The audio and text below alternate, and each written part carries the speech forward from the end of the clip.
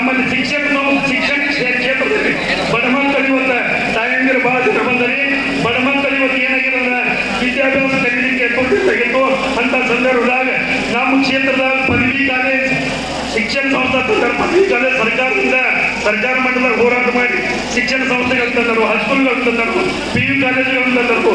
ಅದರ ಜೊತೆಗೆ ಸಾಕಷ್ಟು ಅನುದಾನ ಉಂಟು, ಸಾವಿರಾರು ಕೋಟಿ ಅನುದಾನ ತಂದ ಎಲ್ಲ ರಸ್ತೆಗಳ ಎಲ್ಲ ಒಂದು ಏನು ಎಲ್ಲ ನಮ್ಮ ರೋಡ್ಗಳಾಗಲಿ ರಸ್ತೆಗಳಾಗಲಿ ಕುಡಿಯುವ ನೀರಾಗಲಿ ಎಲ್ಲ ಅಭಿವೃದ್ಧಿ ಕೆಲಸಗಳನ್ನು ಸಾಕಷ್ಟು ಮಾಡ್ಯಾರು. ಆಗಲೇ ಅರ್ಧ ಇನ್ನೊಬ್ಬರು ನಮ್ಮ ಸೌದಿ ಅಣ್ಣವರು ಬಂದು ಒಂದು ಮಾತಾಡ್ತಾರೆ. ಸೌದಿ ಅಣ್ಣ